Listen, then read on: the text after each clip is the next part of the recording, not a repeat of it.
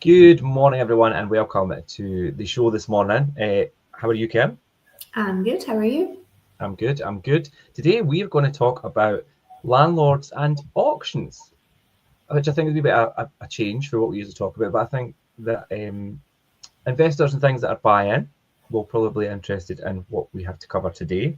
We're going to talk about, obviously, bidding and the budget and the bank. And do you know how you find those buy-to-let gems at an auction? And you can do it. Auctions aren't everyone's favourite thing, but we're going to try and cover some points today and give you some tips and advice that could help you if you do look to try and purchase buy-to-let investments at auction. Yeah, definitely some good snippets in here. Yeah, I think you had one recently, Kerin, that was bought for auction from a guy that had bought a property from auction. So Yep, and it's looking out to be a good investment because they knew what they were doing and they've done it right. So definitely, if you some good information in here to if you kind of follow the guidelines that we've got, it's could be onto a wee gem there. Good, we could use that one for reference when we're talking this morning then, because that's quite a recent one. So yeah, landlords are getting a little bit more creative and looking at ways to kind of offset higher taxes with, creating bigger profits, and buying a property that is at auction can be a brilliant move in doing that, offering you that unique kind of pathway to possibly greater returns and faster turnarounds, which is something that is part of our daily workings, Kerin, is to get things turned around as fast as we can. It makes all the difference to people's investment and to the comfort of tenants and things as well, just to get things turned around. But yeah, so the viability of a rental property can be massively boosted by reducing the tax liabilities while increasing your allowable expenses, and buying a fixer-upper at auction can really tick that box and be the perfect purchase for you if you're trying to kind of navigate through that. However, the very idea of auctions can be a little scary for the for some people who kind of, the uninitiated kind of people that really maybe shy away from that. And that's always kind of despite the obvious benefits that come with sometimes purchasing at auction, people do shy away from it. So there are deals to be had there, and hopefully we could cover the points today that could help you possibly source them through an auction purchase. Traditional auction flips the buying process kind of on its head a little. Surveys and mortgage offers and the legalities are all completed before the actual bid takes place. So there's no guarantee of winning and the instant legal commitment if you do. So it is a bit different, and that's why people kind of shy away from it as well. Modern auctions are offer a lot more flexibility, but they're still quite different to buying property in the regular way. So as I say, we've put together some things that we're going to cover today and try and give you that handy guide to give you that information and some tips. And we're going to cover like the advantages of buying at auction, becoming that auction whiz, auction bidding options, the fees and terms when buying at an auction, which people that's quite a grey area sometimes, and reducing your renovation costs and things as well, because that's always something that you need to look at. People sometimes could get a really good deal on a property, but then totally overspend doing the renovation. So that's something we're going to cover. And if you've already seen a property at auction that needs some work and it's ready to go, then feel free to reach out to myself or possibly Kerin and things to talk about what the current demand for that type of property is in the current market. And as I say, we already have property like that that we're dealing with, and some that we have tenants that have been lined up and put into things. So if you're unsure about how that whole process works, possibly once you've actually purchased as well, and what the market's like for individual properties, then feel free to jump in the comments and things and reach out to us. So we're going to kick off with the advantages of buying at auction. Kerin, run us through some advantages. Obviously, like I say, you've just recently dealt with an investor who purchased one. Yes, so buying a rental property at auction is perfect if you're keen to add capital value through renovations, as many properties require significant improvements. And that's what we see. I think that's initially what comes to mind when you think about auction properties. It's going to need the work to be done to it. But there are benefits. So these include obviously speedy transactions from a swift exchange of contracts and pre-prepared legal work, which cuts out the lengthy, uncertain negotiation periods. And more often than not, there's also no chain as well. So obviously, if you've bought your property before, if you've gone through that chain process, that can make all the difference as well, just not having a chain in place. Open and transparent bidding ensures that everyone sees a true level of interest as well. Obviously, you don't get that when you're going through the estate agents. It's very much obviously closed off. So you do have that more open aspect of it when you're going through the auction. And with the seller and buyer both legally committed, there's zero chance of being gazumped. Yeah. So less chance of somebody coming in with that sneaky bid that just completely outbids you there. It's all very open out there for everybody to see. So what about purchase prices and things? What about like the actual purchase prices of property at auction? So you've got your purchase price there, but quite often the properties often sell for less than their open market value, and it does, which offers strong profit margins against renovations if you're smart about your products, materials, and fitments. So got more on that later though. Yeah, the thing, I mean, they do often sell a lot less, like you're saying. I have heard stories of people like, obviously, but then even at auction, sometimes it could go a bit crazy if it's a certain property in a certain area, you know, that's really like sought after. And even though they've got that guide price, it can still, because it's could generate such a lot of interest because of what it is and where it is, sometimes it could still go quite high. But generally, you're right, yeah, they go for less, but you need to put the work in. So in short, buying at auction can offer certainty and efficiency that's often missing in traditional sales, and it does help you secure assets quickly and letting you focus on the existing renovation phase sooner. Yeah, definitely. And you can really become like that auction whiz if it's something that you really get into, and you know, being really adept to the auction buying process really involves, you know, like preparation, research.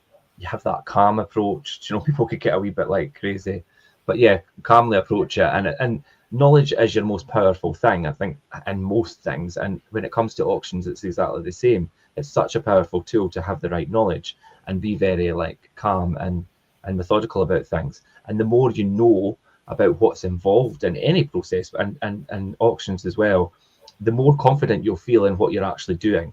So you won't make silly decisions and you know, quick rash decisions as well that could become costly.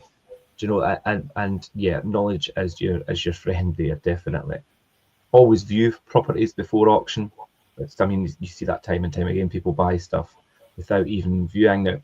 Some auction places won't maybe let you actually view internally, but go to the property if it's close enough to get to, and do a perimeter walk and look through the windows and, you know, get that feel for it, because you could sometimes buy something at auction and walk in and think, God, what have I let myself in for? Ideally, maybe have a builder, surveyor, or whatever with you to identify any problems, opportunities, and possibly costs that you might incur. And take along. You could also take along. We've done a guide on, you know, buying the perfect buy-to-let property. I think it's titled "Choosing a Buy-to-Let." I'll link it in the comments here on the blog, and you could link through to that. Even print that off and take that with you. That blog we done has got a lot of good pointers about how to choose the best buy-to-let, and that's from area, from type of property, target audience, and all the rest of it. So, you know, be prepared and have the right knowledge and that behind you, and you'll more than likely make the right decision. I'm sure. I mean, we always say knowledge is key, preparation is key, and you know, all these things. But sometimes when you're all hyped up and things, it could get away from you, and then you end up making costly mistakes. That's probably the most important one to be aware of. Yeah, and as you say, just that viewing part, if you can, is quite important. I mean, obviously photos only show you so much. Home reports as well, it's black and white in information. You can be seeing other things that you'll need to budget for going forward as well. So if you can get that opportunity to go in and have a look at it, it's such a good thing to do. Yeah, and when it comes to auctions, they usually have property viewings like put in slots, and they'll probably be typically throughout the weekday or whatever, and you could you could probably visit more than once, ideally, if you could do that. So, you know, go along yourself first and have a look and think, right, okay, that's probably the right one. But then come back, like I said, maybe with a builder, surveyor, or somebody that's got a wee bit more skill and expertise into what you're going to have to possibly do here, and potentially what it's going to cost.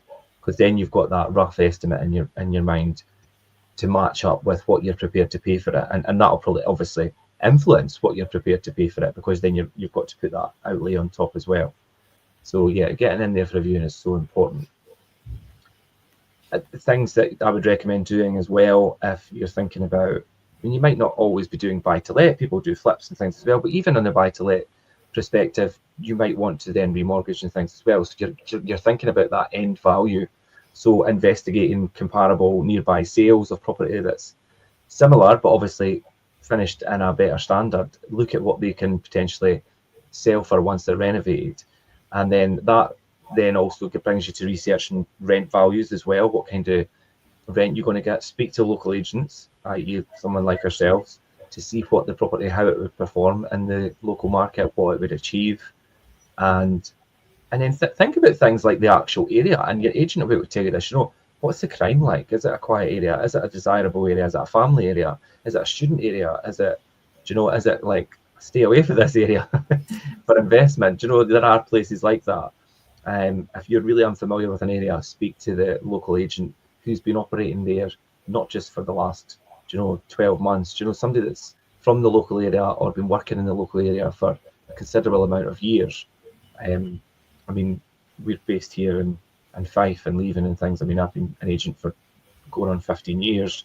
Kerin, you've been with us 9 years now? Yeah, I think it'll be 9 this year. And obviously we're local to the area and things as well. So not just the knowledge of being agents, but also that knowledge of just the area in general from living in local areas. And Fife in its entirety, it could change so much from street to street. And some streets from one end to the other, it could change. So yeah, having a local agent with that local knowledge is just invaluable in my opinion. And then, like I say, when you're thinking about purchase price and renovations and things, secure those kinds of finances in advance. And if that means, sending your lender and your valuer and things, if you're getting possibly a mortgage and things, get that all set up. So you have that offer in place before you're actually at the auction, because you need to, like I say, when I said earlier, it's kind of flipped on its head. It's a little bit of the other way around. So make sure you're well prepared in advance. And then determine that kind of absolute maximum bids, like this is what I'm going to pay for it. I'm not going to go any higher. Stick to that. Please don't get carried away. Always stick to that. And then include the costs of like renovations and think about the fees that you're going to have to pay to the auction house and things as well. Incorporate all that into your budget. And as I say, stay calm. Don't get carried away. Stay calm in these situations. Stick to your limit. If it goes over and you don't get it, don't think, I'll just pay that bit more. I'll just pay that bit more. I think there's always other properties that'll come around. And I think if anybody's bought and sold previously and if they've seen something and lost out, that something else does eventually come along. So rather than put yourself out with your limit and completely muck up your whole budget and things, stick to it. If it's not the one, it's not the one. Move on to something else. There will be something else that comes back around. Yeah, definitely. If it's not for you, you'll find the next one. And there's no point in overexerting your budget on that side and then having to scrimp and save on like renovations, for example. So you need to stick to your budgets for it. Yeah. And I mean, practice makes perfect. I mean, buying at auction is not something that I have a great deal of experience in, but a lot of what is included in that is obviously we do it day to day, and investment purchases and things. It's the same kind of scenario. You need to obviously be calm, be prepared, have the knowledge, have the right people advising you in terms of whether the financial aspect or what kind of works are going to cost and things. So if you are a bit of a novice with auctions and things, go and attend a few just to see how the whole process works. It's like anything. Once you learn how it works and you've got that knowledge, it builds your own confidence. So attend a few auctions, just observe, see what people do, how things work. And even if that's, I mean, not necessarily always in person, you get online auctions and things, just to gauge that kind of pace and atmosphere and how that whole thing works. And as I say, keep thinking, think patience, have that discipline, and knowing when to walk away if things are spiraling past your budget and what you've set out for yourself. If you stick to that, then you'll always keep yourself right. Once you let yourself kind of get carried away, it could be a costly mistake, and then it could kind of ruin the whole experience of the whole investment and journey, because you feel like you've at the first hurdle overpaid for the property, or not calculated how much it's going to cost you to renovate it, and it's just become it's not a viable investment anymore, and it's actually left you out of pocket, and that could really leave a bad taste in your mouth as an investor. Yeah, it becomes a bit of a burden if it's not done right. Yeah, I mean, when making bids and things at auctions, I mean, there's obviously a few different options and things that you can do, but it's really understanding that. And I think, like I said to you there, going to auctions in person or online just to gauge that. But I mean, do you know what's the different options for bidding and things? What are they, Kerin? Yeah, so understanding how to bid effectively is the key to auction success. Obviously, if you're not doing that right in the first place, you're not going to get anywhere on the flip side of it. Mm-hmm. So there are several ways to take part, each with its own nuances, and standard bidding methods include. So this is the one that I initially think of when we talk about it, is in-room bidding. So the traditional method requires you to physically be present. You bid by raising your hand or by your paddle. So for me, that's honestly that's everybody. It's everybody like their little sneaky hand, yep, mine. Yeah, and it's like people will watch like Homes Under the Hammer. This is what they all buy at auction, and that's it's the auction room and blah, and that's immediately what everybody thinks of in their head when you think of auctions. It is, but there's obviously a few different methods now. Obviously, we're upgrading as the times goes on. So you do also have the option of proxy bidding. So this is when you submit your maximum bid before the auction, and the auctioneer bids on your behalf up to that limit. So again, if you're not going to be there in person, that could be a good alternative for you. Yeah. We also have telephone bidding, which again is one of the ones you see, Homes Under the Hammer, the phone's going. Yeah, phone, yeah. So you stay on the phone with the auction house representative who is in the auction room. They'll bid on your behalf following your instructions. So again, that gives you a bit more flexibility, again, if you can't be there in person. And our most modern version is you have your online bidding now as well. So many auction houses now offer this option with real-time video feeds from the room and offers submitted remotely via their live platform. Yeah, I mean these are quite good. Obviously, I mean sometimes it's so interactive. You're live in the room via your screen, but you're obviously online bidding, and much like obviously times have changed with Zoom and what we're doing right now. You could be present in the room, but via a screen. So yeah, the online bidding has become a lot more popular as well. Yeah. And finally, check if you can offer it before the auction date, as you may be able to secure the property without having to complete. Most auction houses will welcome early offers, so you've got nothing to lose. It's one of those there's no harm in asking situations. So if there is one that you're keen on, might as well get in contact in the first place for it. Yeah, I think it's these things like you say, there's no harm in asking. You don't ask, you don't get. So yeah, and it pays to be quite inquisitive and ask questions with anything. But yeah, the same goes here. The same applies, of course. But we've got lots of different fees that are obviously involved in that, Richard, and fees and terms. Yeah. Obviously the buying process is different, and then the fees and terms and things when you're buying at auction can be quite different. I mean, there are fundamentally there's two types of property auctions. There's modern and there's the more traditional, and the process and costs of buying with either of these are different from those regular purchase like we used to with an estate agent and on the open market and things. The main differences between these are, I talk about traditional auctions, and that requires a 10% deposit and immediate exchange of contracts upon winning the legal commitment for the purchase. Do you know what I mean? So things happen really quickly, and then the balance and completion are due in 28 days later. Okay, so that's like your traditional auction house, how it works.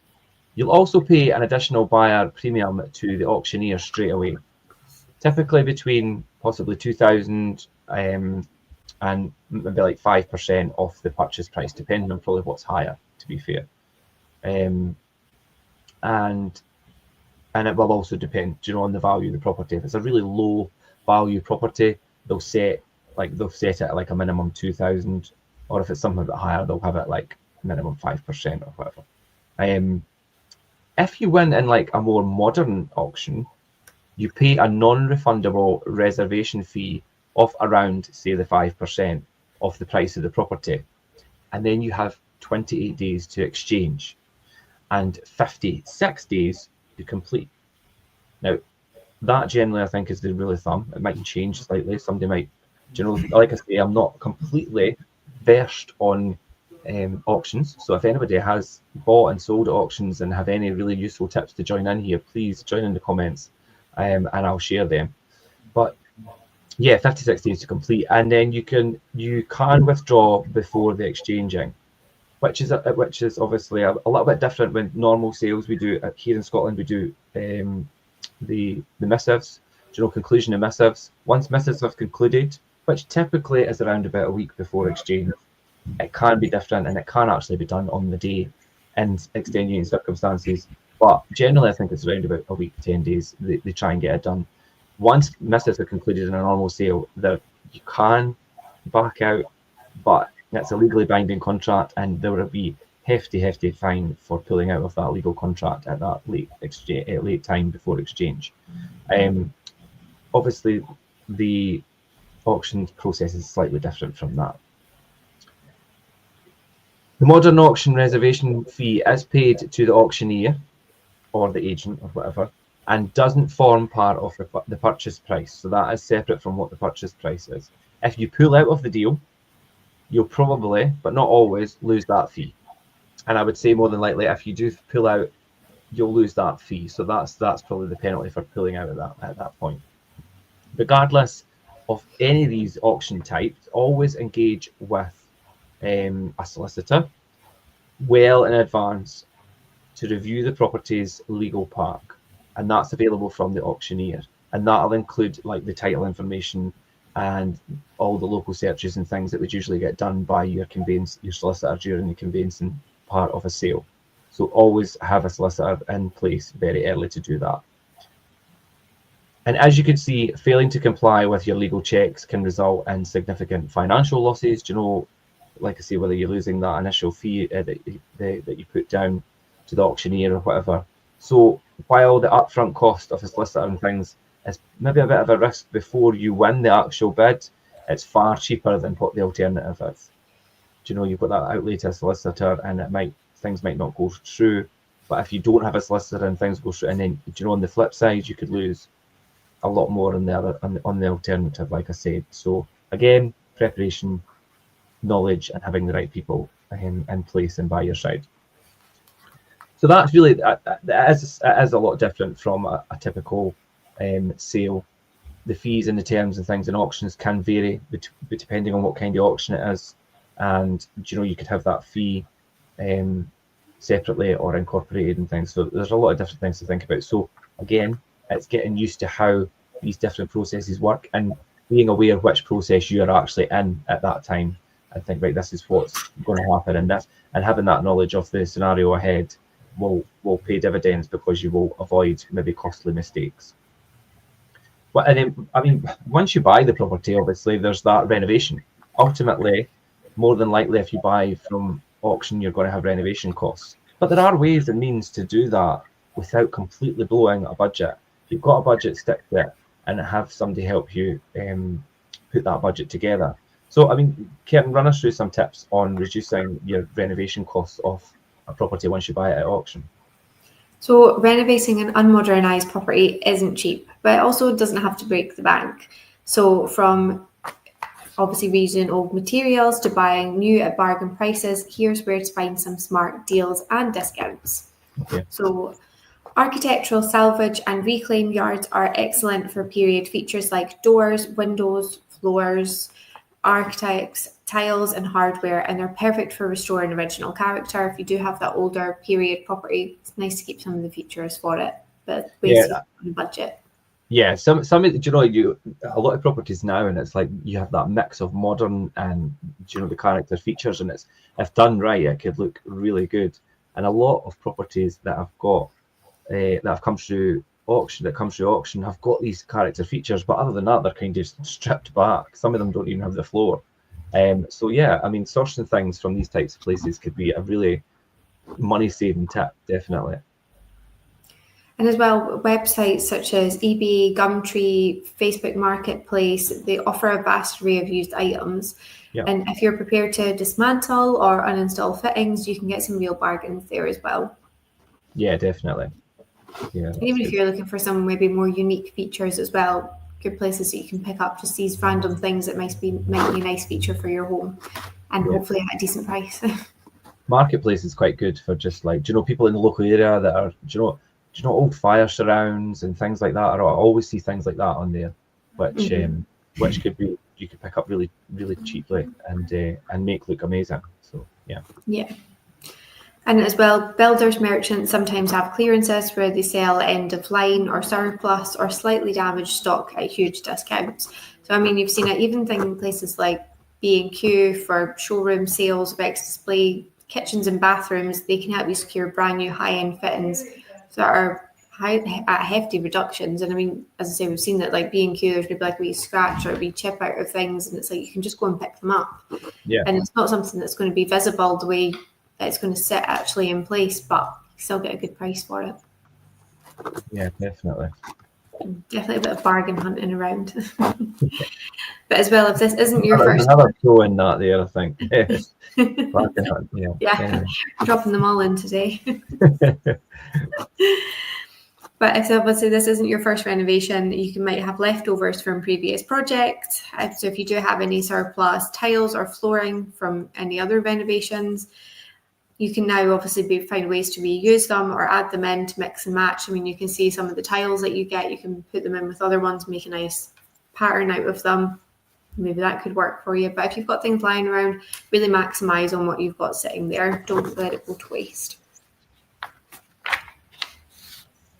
Yeah, definitely.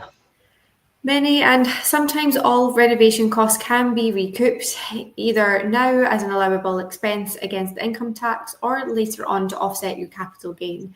And when and if you sell, keep every receipt.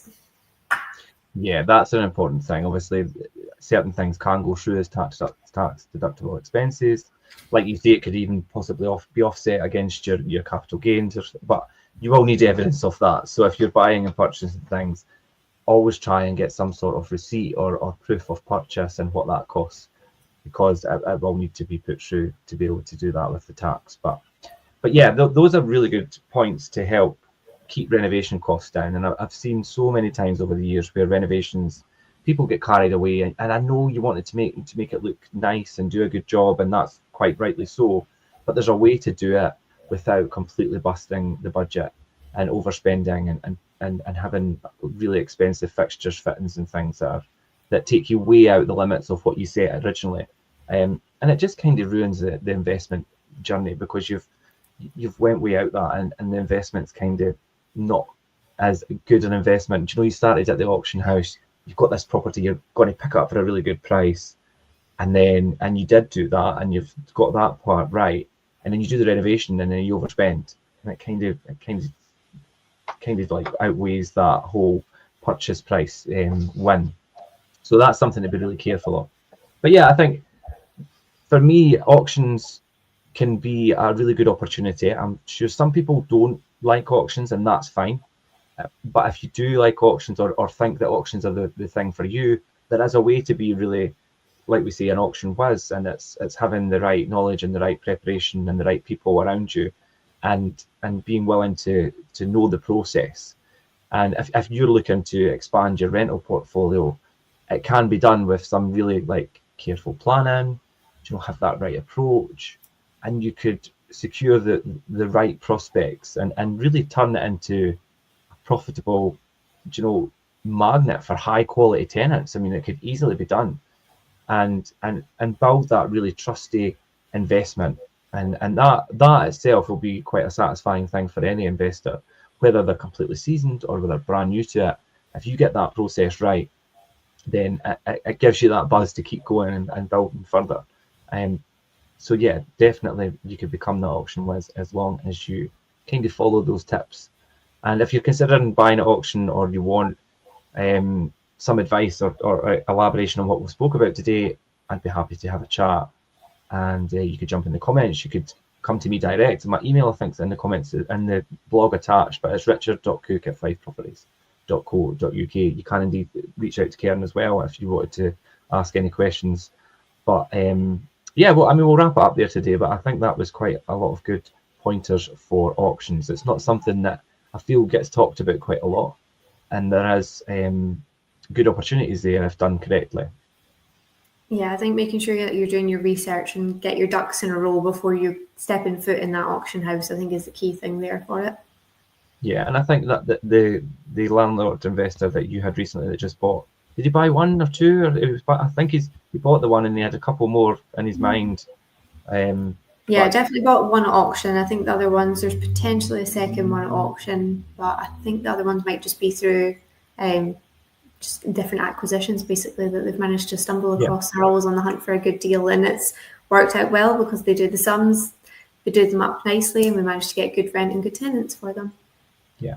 Yeah, and it's like you say there, they've got a few that's probably different acquisitions and things, but they've added one in there that they found at auction. So, you know, yeah, it allows you to kind of mix up your opportunities to pick up investment properties. You know, it doesn't always have to be, you know, scrolling through Rightmove and Zoopla and looking for, you know, the lowest price property that needs the least amount of work, and you know that, like, which is what typically a lot of people will do, and there's nothing wrong with that. But yeah, there's other opportunities out there as well, and auction is one of them. So hopefully we're giving you enough information to help you kind of guide yourself through that process. As I say, our other guide I put in there about finding the right buy-to-let property. You could use that as a guide, and indeed the blog that I've attached to this today. So thanks for that, Kerin. Thanks for joining in and sharing some of your helpful advice and tips. And as usual, if there's any comments other than what's in here today, if we're on the rerun, still put them in there. I will come back to you guys. My email and things there if you want to reach out direct. And we'll leave it there this morning. Thank you for watching. Thank you for joining me, Kerin. And we'll see you next time on the Lettings Show for Saturday morning. See you later. Thanks, Kerin. Bye.